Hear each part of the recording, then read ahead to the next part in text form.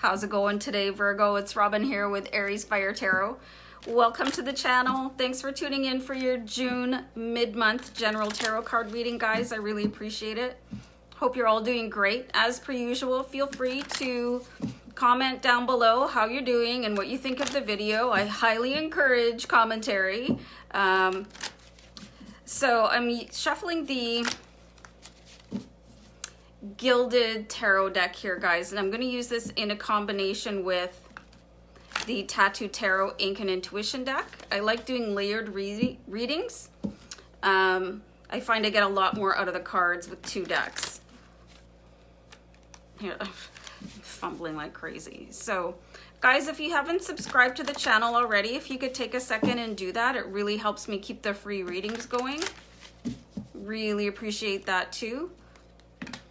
Okay, I'm going to put the Tattoo Tarot deck to the side, and I'm going to use the Gilded Tarot for the anchor cards. So just so you know, there's a thunderstorm going on right now, and I think it's an excellent time to do tarot card readings. So here we go, Virgo. Your first card, feeling on top of the world. Got the World card here. This is exactly what it seems like. This is like being the champion, feeling like a champion. If you're not in this vibe currently, you will be soon. Got the Tower card here for you. So some of you could be going through a bit of a shakeup right now with the Tower card, but honestly, it takes the Tower moment to get to that feeling of being on top of the world. So if you're going through your Tower moment, you guys, keep going. It will end. Got the Justice card. Yeah, definitely something going on where you guys are, I think some of you are feeling ripped off, actually. I think some of you are feeling shortchanged. Could be like relationship-wise, could be financial, but let's keep pulling some cards here. Ooh, we got the Death card. Something needs to come to an end. Justice will be served. Guys are getting shaken up, but you come out feeling on top of the world. The first card I pull, I consider to be the outcome card, of what you could look forward to. So looks like you guys are going to have an interesting reading here. So let me just go on a pause and angle the camera down. One sec. Okie dokie, we're back here, Virgo. I hope you can see the cards okay. I asked for feedback on doing the readings like split with like me talking into the camera and then showing the cards for a portion, and the feedback was really good, but you guys can, like, don't be shy. Let me know what you think. I'm here to serve you guys, so I welcome all the feedback. So let's start off with the Imposing Death card here. What is it? What is this saying to us right now for you? King of Coins. King of Coins. Okay, the King of Coins or the King of Pentacles in other decks. This guy is somebody that takes charge of his destiny. He sees his future, and this is what your future is right now. And he aims himself very strongly towards that goal and doesn't stop. So for me, that's not quite answering the question, like, what is this Death card doing here? Like, why do we have this Death card? Let me just try and move these into the camera a little bit better for you. Like, you don't want to stop striving, right? You don't want to stop succeeding or going towards your goals. So what is the Death card trying to say to us right now for you? Ten of Swords. So this is the mini Death card. Like, it's like Death Junior. It's like feeling super stressed and just something coming to an end again. So this just is getting like curiouser and curiouser for me. So let's leave this little pile alone here because it's like the end of a cycle for you. But the King of Coins is like, this is a really positive card and two like stop signs from the universe here. So let's keep going here. Are you guys kidding me? I've got the Death card again for you. Like, Death card is not any sort of ill omen of what is going to happen to you or one of your loved ones. This is, the universe is stopping something for you so you can enter the next phase of your life, or you will have to stop it yourself. what I'm seeing here is that there might be an inability to see the signs on your own behalf. Excuse me, guys. Let me go on a pause. It's like the spirit guides and, you know, your higher self, your angels, they're all like giving you all these really subtle signs. And I just don't think that you're seeing them, which is why you keep on, like in this reading so far, we've got death, we've got the 10 of Swords, we've got death again. It's like the universe is saying, hello, I've got something in mind for your destiny. And, you know, you'll get exactly what it is you deserve here with the Justice card, you know, and you've got the future looking pretty fabulous here with the King of Coins. But I think you're not picking up on the signs, and that can be really difficult to do, which is why you're missing them, I think, because, you know, our higher self and our angels, they don't speak the same language as us, so they try to give us hints and clues through synchronicities, through angel numbers, through music sometimes, but because it's not familiar, it could be missed. So this is where the Tower moment is going to come in.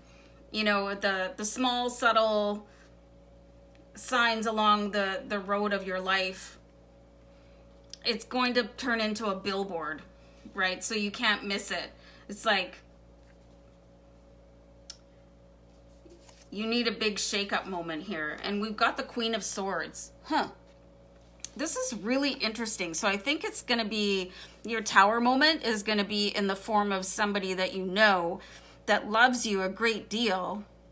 And they're just going to come in and say, hey, you know, I'm seeing what's going on with you. I think you've got a better path ahead of you. You've got more to accomplish with your life. They're going to try and help you. Like there's something over here that needs to stop, right? Could be, maybe you're like partying like a rock star right now.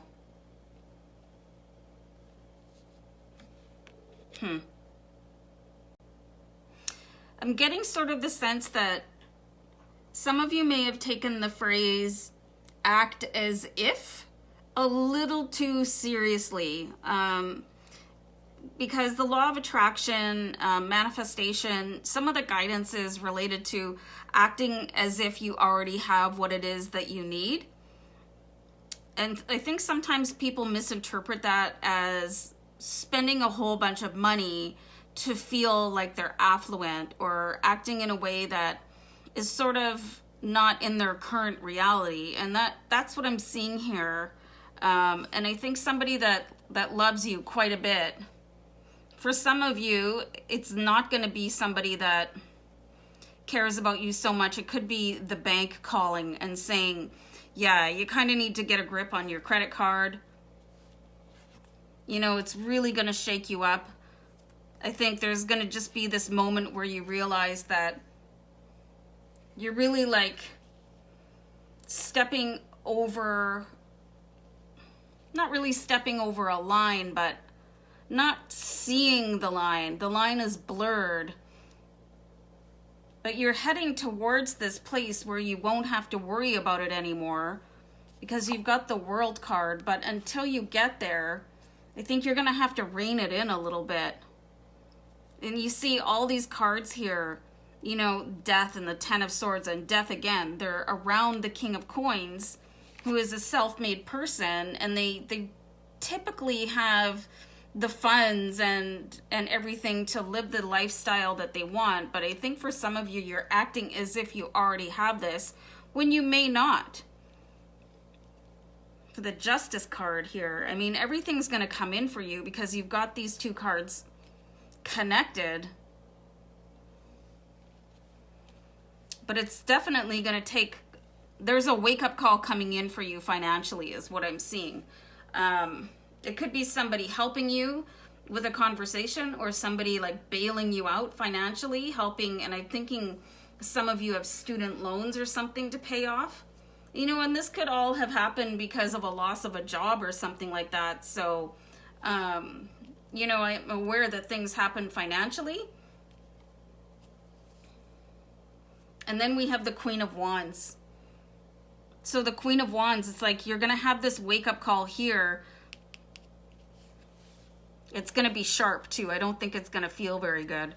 But I think you'll appreciate it after, because it's going to have this, you know, it's called a tower moment for a reason, you know, but you still have a really strong foundation here.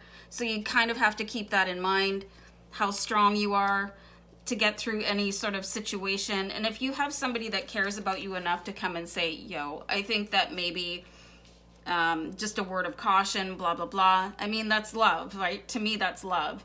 So after all this happens, you're going to just carry on with this sort of fierce determination of the Queen of Wands. She's tireless. And the outcome, even if you're struggling right now, you know, it's going to end up with you feeling like you've got everything like under control. So sometimes the cards don't always, it's not always like a super fun, happy, joy reading, right? But the cards tell what the general energy is that I've connected with when I'm doing this. So I know that there's going to be a bunch of you out there that sort of recognize this.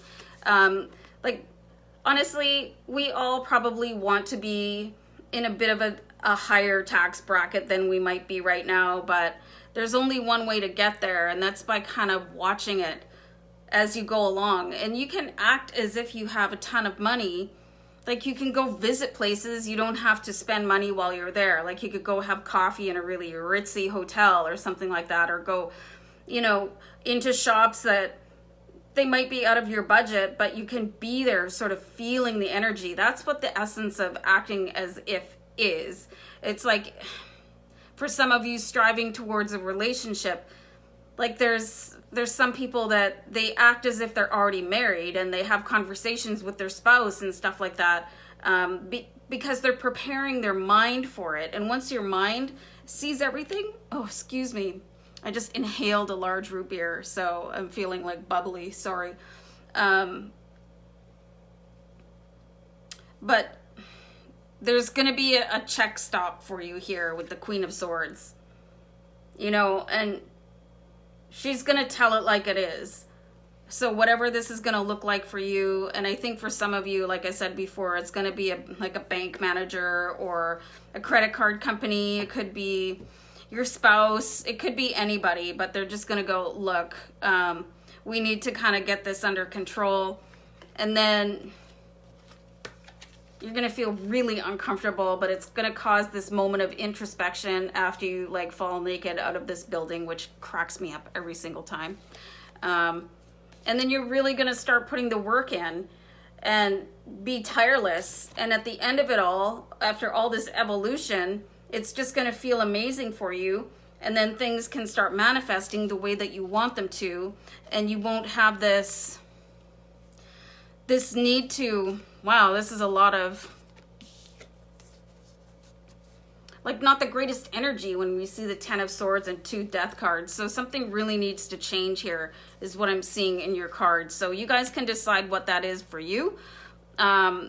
And if you need help from somebody, maybe you should reach out to them before they come like tracking you down. So guys, this is a pretty intense reading. I know I did a reading for my mom once, and she said, well, those weren't very happy cards. And like, I don't pick the cards, right? I just read them. So if this is really resonating with you, or you're feeling agitated by the reading, let it sink in a little bit, because there's probably a message that you need to hear there. And once the sort of annoyance dissipates, you might be able to have a little bit more of a self-reflection moment. So guys, I hope you enjoyed the reading, and we'll talk to you next time. Okay, take care. Bye.